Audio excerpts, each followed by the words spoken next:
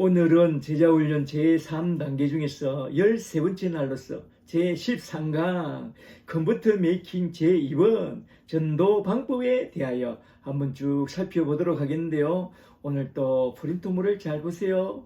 제13강 컴퓨터 메이킹 제2번 이반젤라이징 전도의 접근 방법에 관한 말씀입니다. 오늘은 컴퓨터 메이킹 제2번 이반젤라이징 중에서 전도의 접근 방법에 대하여 한번 쭉 살펴보려고 하는데요. 컴퓨터 메이킹이 된 사람은 첫째로 구원의 확신이 차오르면서 둘째로 삶에 큰 변화가 일어나고 셋째로 모이기를 좋아하면서 좀 더 나아가 자연히 자기 친구들이나 가족들이 그리스도께 돌아오기를 소원하게 되는데, 이런 소원은 컴퓨터맨으로 거듭나자마자 일어나는 당연한 현상입니다. 그런 새 신자들은 자기 친구나 동료나 이웃에게 복음을 전하는 법을 아직 잘 모르기 때문에, 아직 제대로 배우지 않았기 때문에 전도에 아주 비효과적이고 오히려 전도를 막을 수도 있습니다. 그러므로 이반젤라이징 차원에서 전도 원리를 잘 배우고 전도 원리를 잘 가르쳐 주어야 합니다. 알아도 뭔가 알아야 일을 할 게 아니냐고 했습니다. 컴퓨터 메이킹 미니스트리에서 제일 중요한 것은 이반젤라이징 전도인데요. 전도에서 가장 중요한 것은 의사소통입니다. 의사소통을 잘 하려면 먼저 전도의 접촉점과 전도의 방법부터 잘 알아야 합니다. 그래서 오늘은 의사소통 차원에서 전도의 접촉점과 전도의 방법을 한번 쭉 살펴보도록 하겠습니다. 한번 잘 들어보세요. 아멘. 첫째로 먼저 큰 1번으로 넘어가서 전도의 접촉점에 대하여 한번 좀 알아보도록 하겠습니다. 전도에서 만능 열쇠는 없습니다. 그저 사람들의 필요를 돌아보고 복음으로 잘 도와주고자 하는 그 마음이 만능 열쇠입니다.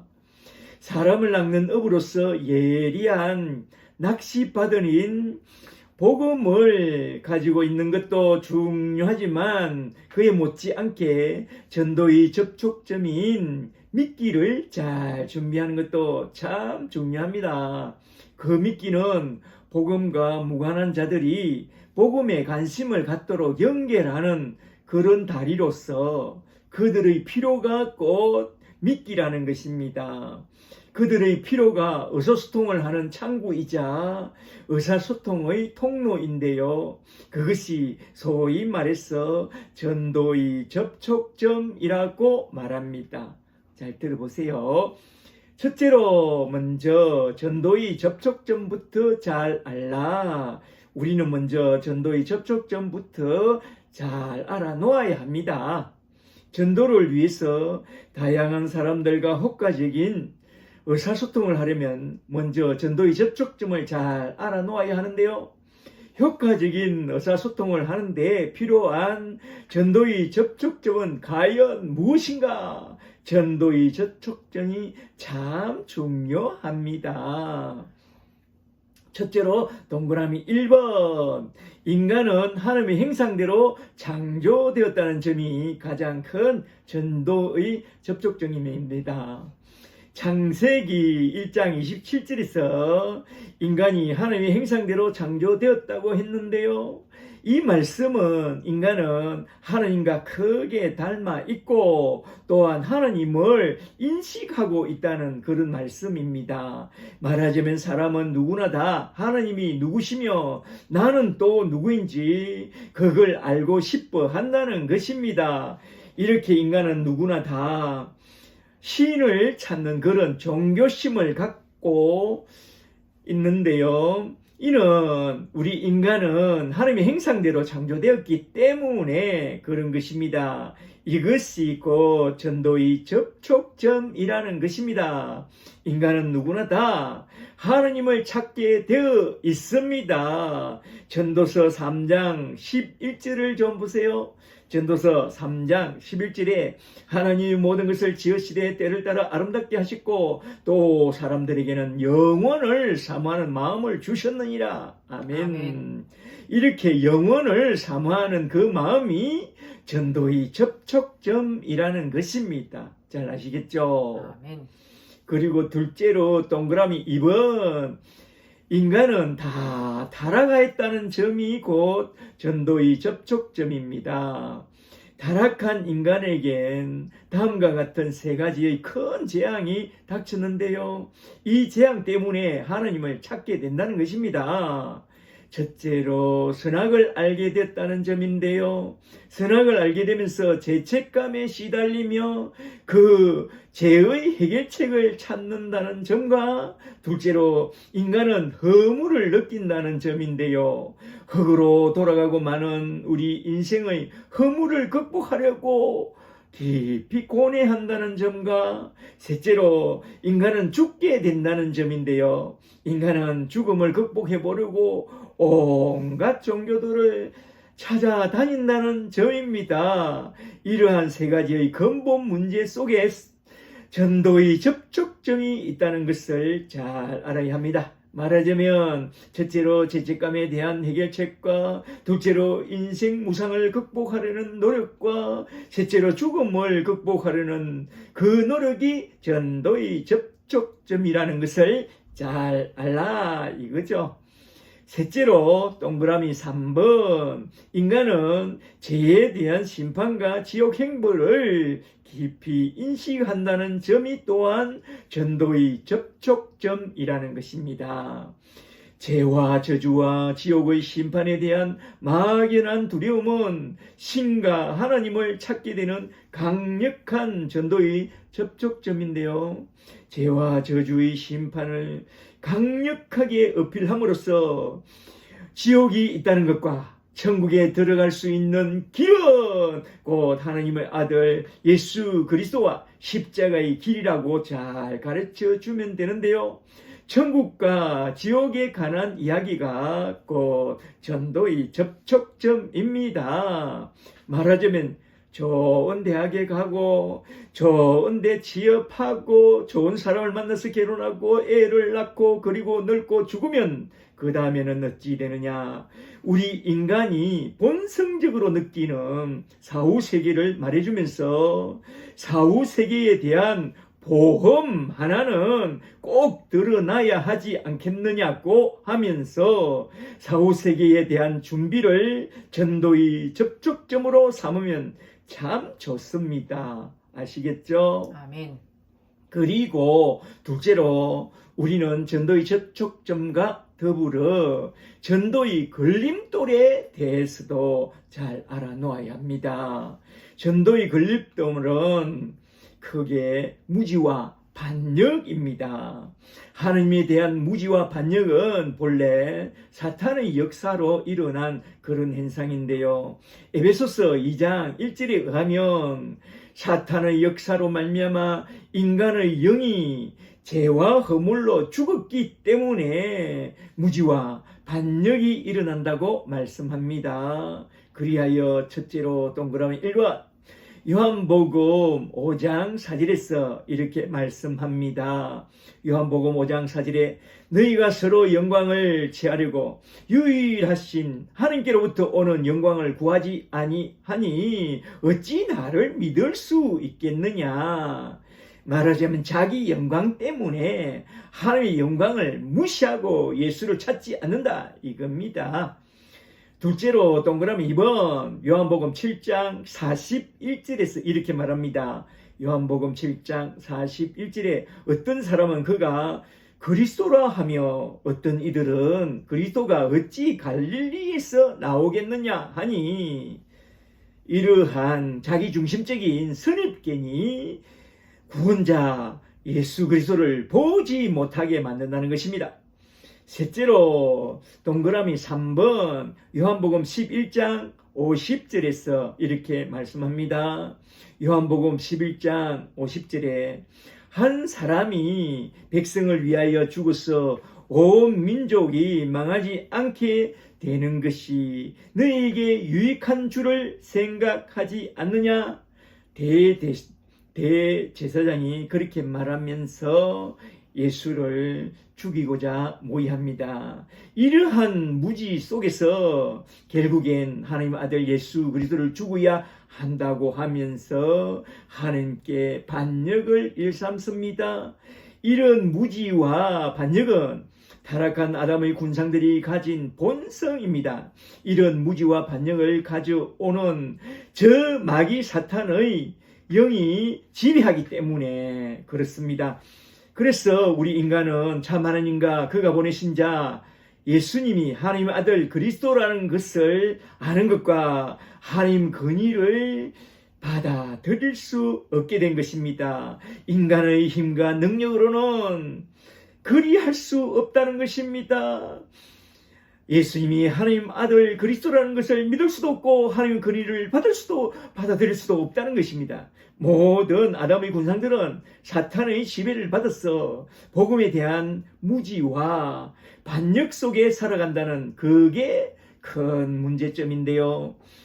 이러한 무지와 반역의 진을 깨뜨리고 예수를 제대로 알고 예수님을 제대로 믿고 예수님을 온전히 따르는 길은 오직 성령님이 역사하실 때만 가능합니다. 아멘. 그래서 사도는 고린도전서 2장 4절에서 나는 성령의 나타나신가 성령의 능력을 의지하여 십자가의 복음을 전했다고 말씀하고 있습니다.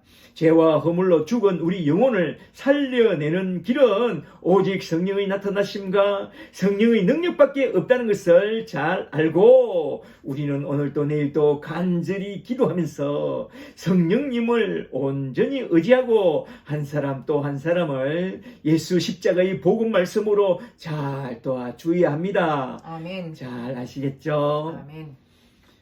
그리고 셋째로 전도의 접촉점에서 예수님의 전도 접근 방법까지 우리는 잘 알아놓는 것이 참으로 중요합니다. 예수님은 전도할 때에 어떻게 접근했느냐?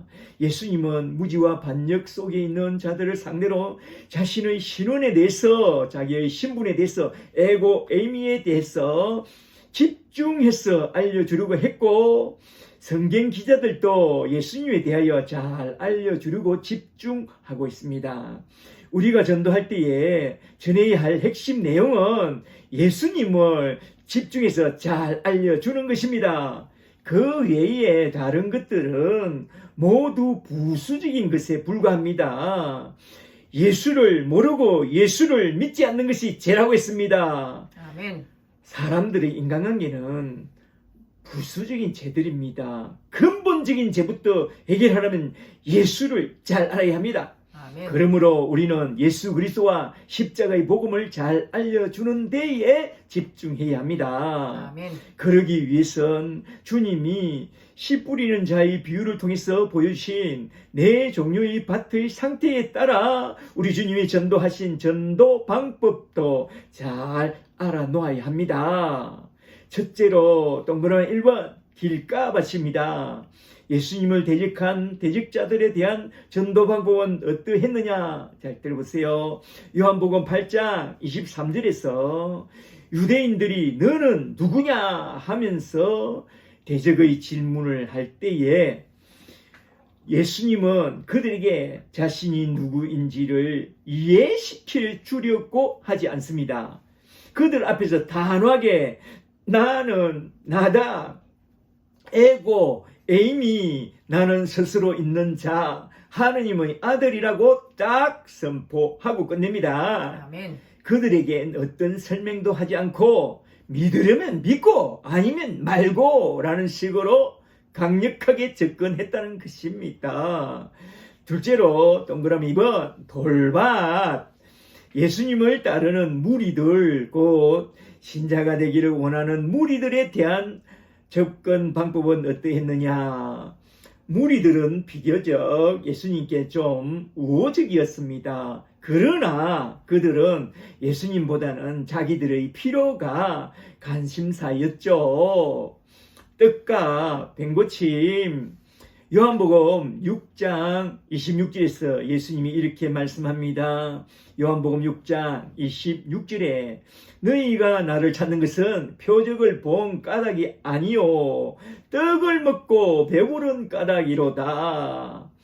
요한복음 6장을 통해서 잘 살펴보면 주님은 분명한 의도로 말미에서 이렇게 말합니다. 너희가 진실로 나를 따르기를 원한다면 자기를 부인하고 십자가를 지고 나를 따르라고 따르는 무리들에게 강력하게 말씀하고 있습니다. 누가복음 9장 23절을 보면 누가복음 9장 23절에 무리에게 이르시되 무리에게 말씀합니다. 나를 따라오려거든 자기를 부인하고 날마다 제 십자가를 지고 나를 따를 것이니라. 만일 사람이 온천을 얻고도 자기 목숨을 잃으면 무엇이 유익하리요? 주님은 이렇게 강력하게 무리들에게 말씀하고 있습니다. 셋째로 동그라미 3번 가시밭입니다. 예수님을 열심히 따라다니는 제자들이라는 그들에게 어떤 방식으로 접근하였느냐. 마태복음 13장과 누가복음 8장을 보면 무리에게 모든 것을 비유로 가르쳤으나 물어오는 제자들에겐 잘 이해하도록 자세히 해석해 주었습니다. 무리들은 예수님을 따르긴 따르되 자신의 필요와 자기 욕심을 따라 쫓았고 그들은 주님의 말씀을 잘 이해하려고 하지 않았기 때문에 주님은 더 많은 내용을 더 자세히 전하지 않았습니다. 그러나 주님을 잘 따르고자 했던 제자가 되고 싶어 했던 자들에겐 그 비유들을 자세히 설명해 주었습니다. 그러면서 하신 말씀이 뭐냐 하면 지금은 너희가 잘 알지 못하나 성령이 오시면 밝히 알리니 너희가 곧 성령을 받아야 한다고 말씀했습니다. 아멘. 넷째로 동그라미 4번 옥토밭입니다. 예수님이 선택한 12 제자들이죠. 12 제자들에 대한 주님의 접근 방법은 어떠했느냐? 잘 들어보세요. 12 제자에게는 제자 훈련을 하면서 자기 신분에 대한 궁극적인 의미까지 확장해서 가르쳤습니다. 자신과 하나님은 하나라는 그 진리를 소수의 12 제자에게 집중해서 말해주었고 말하자면 예수님이 하나님의 아들 그리스도이심을 더 많이 알려주는데 주님은 그렇게 제자 훈련을 하면서 집중합니다. 궁극적으로 예수님의 신부를 잘 알려주는 그 문제에 집중했다는 것입니다. 그래서 사도 요한은 요한복음 12장 16절에서 이렇게 말합니다.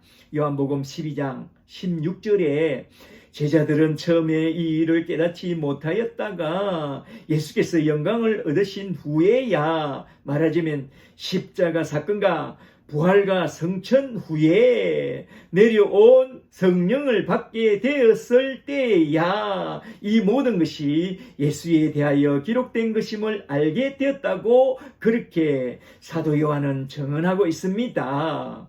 그러므로 우리가 전도할 때 우리의 목표는 무지와 반역 속에 있는 자들에게 예수의 신분을 잘 알게 하여 예수님이 하나님 아들 그리스도요 우리의 참된 왕 우리의 주님이라는 것을 잘 알고 온전히 믿고 따르도록 도와야 합니다. 단순히 지적인 동의를 받아내는 정도가 아니라 예수님이 누구신가를 잘 이해시켜서 지적 동의를 받아내는 것 이상으로 예수님이 하나님 아들 그리스도요 우리의 참된 왕 우리의 주님이라는 것을 잘 알고 온전히 믿고 따르도록 도와주는 일련의 과정이 이반젤라이징 전도인데요. 여기서 가장 중요한 것은 예수 십자가 아래서 제3부터 받고 또한 성령을 받기까지 잘 도와주어야 한다는 것입니다. 말하자면 이반젤라이징과 컨버트 메이킹 미니스트리에서 가장 중요한 것은 예수 십자가의 복음과 함께 성령까지 받을 수 있도록 잘 도와줘야 한다, 이 말입니다. 아멘. 할렐루야. 이렇게 첫째 대목에서 꼭 기억하고 넘어가야 할 것은, 첫째로 전도의 접촉점에는 세 차원, 하나님의 행상과 인간의 타락과 최후의 심판이 있다는 것과, 둘째로 전도의 걸림돌에는 두 차원, 무지와 반역이 있다는 것과, 셋째로 예수님의 전도 방식에는 네 차원, 네 가지 밭이 있다는 것을 깊이 생각하고 우리는 복음으로 한 사람 한 사람 잘 도와야 한다, 이 말입니다. 잘 아시겠죠? 아멘. 이제 둘째로 큰 2번으로 넘어가서 하우, 전도 방법 두 가지에 대하여 한번 좀 살펴보도록 하겠습니다. 전도 방법에는 선포와 확정이라는 두 가지 방법이 있다는 그런 말을 한번 좀 들어봤어요? 한번 잘 들어보세요. 첫째로 먼저 복음 선포부터 한번 좀 살펴보도록 하겠습니다. 복음 선포란 무엇인가? 복음 선포는 전도 집회나 개인 전도에서 예수 십자가의 복음을 선포함으로써 구원으로 인도하는 그런 전도 방법을 말하는데요. 이 전도 방법은 복음을 받아들일 준비가 된 사람들에게 아주 효과적인 그런 전도 방법이라고 해요. 성경에서 특히 사복음서를 보면 거두들이는 그런 전도 방법인 선포를 크게 강조하고 있는데요. 한번 잘 들어보세요. 마태복음 24장 14절에서 이 전국 복음이 모든 민족에게 정언되기 위하여 온 세상에 전파되리니, 선포되리니 그제야 끝이 오리라고 했고, 마가복음 16장 15절에서 또 이르시되 너희는 온 천하에 다니며 만민에게 복음을 전파하라, 선포하라 라고 했습니다. 그리고 누가복음 24장 47절에서 또 그 이름으로 제사함을 받게 하는 행위가 예루살렘으로부터 시작하여 온 모든 족속에게 전파될 것이 기록되었으니 너희는 이 모든 일의 증인이라고 했습니다. 그리고 요한복음 4장 38절에서 주님은 또 이렇게 말씀합니다. 요한복음 4장 38절에 내가 너희로 노력하지 아니한 것을 그들로 보내었노니 다른 사람들은 노력하였고 너희는 그들이 노력한 것에 참여하였느니라 라고 우리 주님이 친히 말씀했습니다. 그리고 사도행전 2장을 보면 베드로의 단 한 번의 복음 선포로 3,000명이나 되는 유대인들이 주께로 돌아오는 것을 보게 되고, 사도행전 또 10장을 보면 베드로의 단 한 번의 복음 선포를 통해서 고넬로 집안 사람들이 다 주께로 돌아오는 것을 우리는 보게 됩니다. 이렇게 십자가의 복음을 선포하는 방식을 통해서 택한 자기 백성을 거두들이는 그런 전도 방식을 보게 되는데요. 사도행전을 통해서 잘 살펴보면 단순히 단 한 번의 복음 선포로 그들이 주께로 돌아왔느냐? 그렇지 않습니다. 그들은 하나님의 큰 손 아래서 복음이 선포되면 그냥 복음을 다 받아들일 준비를 하나님이 다 해놓은 그런 사람들입니다. 말하자면 유대교라는 종교의 영향권 안에서 십자가의 복음을, 예수 그리스도의 복음을 받아들일 준비가 다 된 그런 사람들이었죠. 그렇게 잘 준비된 사람들에겐 복음 선포 하나만으로도 놀라운 영적인 수수가 크게 일어나게 됩니다. 그래서 우리 교회는 겨울과 여름에 복음 선포 방식으로 복음 수련회를 하는 것은 이러한 영적인 배경을 전제로 해서 그렇게 진행하고 있습니다. 말하자면 복음 선포의 전도 방법에는 그러한 영적인 배경이 필요하다는 것을 잘 알아두어야 합니다. 잘 아시겠죠? 아멘. 그리고 둘째로 복음의 확증에 대하여 한번 좀 살펴보도록 하겠습니다. 복음에 대한 확증이란 무엇인가? 복음의 확증은 복음에 대한 확증 과정을 통해서 복음을 전하는 그런 전도 방법을 말하는데요.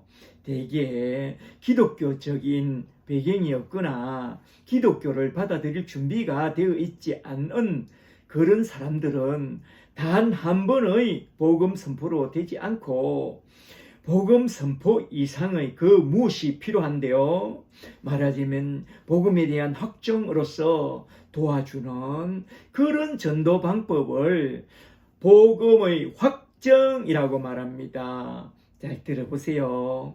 진 피터슨은 24살 된 청년 오스왈도를 만나기 전에 전도란 늘 거두드리는 것이라고 생각했습니다. 복음에 관심을 보이던 그 오스왈도를 만났을 때에 나는 거의 2시간에 걸쳐서 정말로 복음을 참 잘 전했다고 생각하고 아주 흡족한 마음으로 그를 떡 쳐다보는데 그의 표정은 어리둥절한 그런 표정이었고 그는 당신이 도대체 무슨 말을 하고 있는지 나는 전혀 알지 못하겠다고 그렇게 말했답니다. 뭐가 잘못된 거지? 그래서 집에 돌아와서 무엇이 문제인지 깊이 돌아봤답니다. 문제는 바로 의사소통이 문제였다는 것을 그는 크게 깨닫게 되었다는데요. 말하자면 오스왈도는 복음을 받아들일 준비가 전혀 되어 있지 않는 그런 허허벌판에 서 있는 그런 사람이었다는 거죠. 그런 영혼을 추수하기 위해서는 먼저 복음의 씨를 뿌리고 물을 주고 가꾸고 기르는 그 일부터 먼저 해야 한다는 것을 그때에 절실히 깨닫게 되었다는 것입니다. 그런 사람을 전도하려면 1년의 확정 과정이 정말로 필요하다는 것을 그때 딱 배우게 되었다고 해요. 가령 잘 들어보세요. 기독교에 대한 종교적인 배경이 전혀 없는 24살의 오스왈도 같은 청년에게 복음을 전한다고 하자 그에게 한두 시간가량 십자가의 복음에 대해서 브릿지에 대해서 아주 자세하게 설명했고 그가 잘 이해했다고 치자 그렇다고 지난 24년 동안 행성되어 왔던 그의 가치관이나 그 나름의 생활 습관을 한순간에 다 버리고 예수를 온전히 믿고 예수를 온전히 따를 수가 있느냐? 물론 하나님이 강권적으로 역사하면 되겠지만 일반적으로 대개 그게 그리 쉽지 않다는 것입니다. 말하자면 그가 새로운 복음 진리를 발견하고 그가 발견한 새로운 복음 진리를 받아들이고 자신의 옛 사상과 옛 생활을 다 버리고 우리 주님을 따르기까지는 그에게 많은 시간이 걸린다는 것입니다. 먼저 가치관부터 완전히 다 바꿔야 하고 그가 가던 길을 완전히 돌아서서 우리 주님을 따르기까지는 참 많은 시간이 걸리고 우리는 참 많은 시간을 소모해서 그를 도와주어야 한다는 것을 우린 잘 알아야 합니다.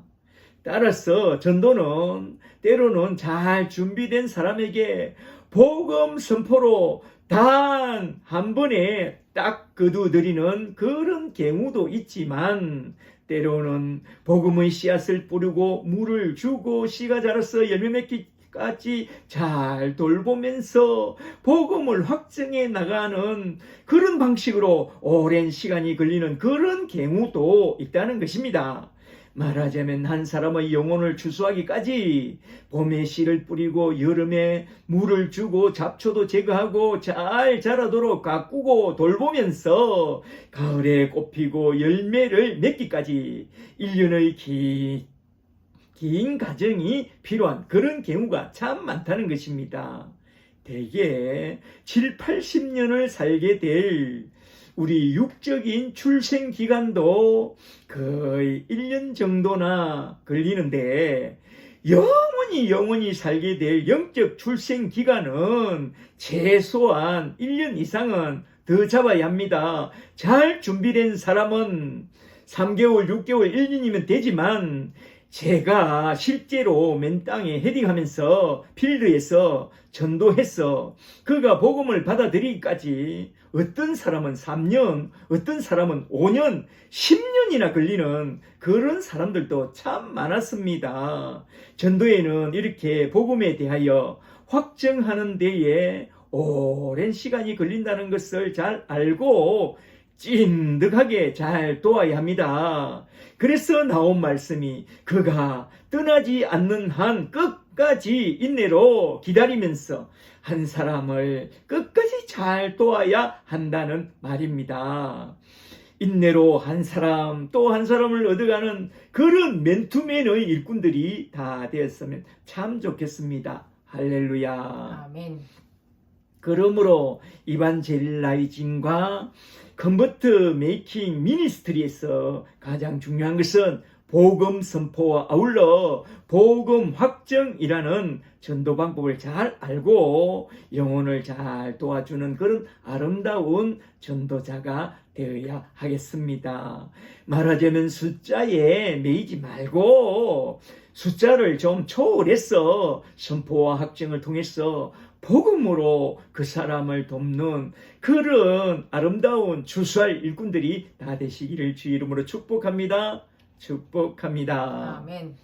셋째로 이제 큰 3번으로 넘어가서 전도에는 두 가지의 큰 자원이 있다는 것을 한번 좀 알아보도록 하겠습니다. 전도에는 두 가지 자원이 있다고 하는 이 말이 무슨 말씀이냐? 전도에서 첫 번째 자원은 개인이라는 자원이 있고 두 번째 자원은 교회라는 자원이 있다는 그런 말씀인데요. 이게 무슨 말씀이냐? 한번 잘 들어보세요. 그러면 딱 이해될 것입니다. 첫째로 먼저 전도는 개인 관계를 통해서 개인에게 개인이 맨투맨으로 1대1로 효과적으로 접근하여 전도하는 것이 참 중요합니다. 전도할 때 1대1로 만나야지 1대5로 만나면 전도가 쉽지 않아요. 1대1로 만나는 게 좋습니다. 개인이 중요합니다. 특히 복음을 확정하는 과정에서 복음을 전하는 사람과 복음은 한 세트로 그에게 전달됩니다. 상대방이 보고 반응하는 첫 번째 요소는 전도자와 전도자의 삶입니다. 과연 우리 전도자의 생활 방식이 그들 눈에 매력적인가? 말하자면 그의 삶 그 자체가 전도의 도구가 된다는 것입니다.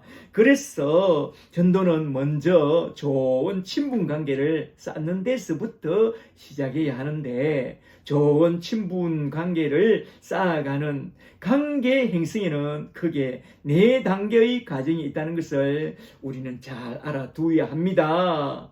한번 알아볼까요?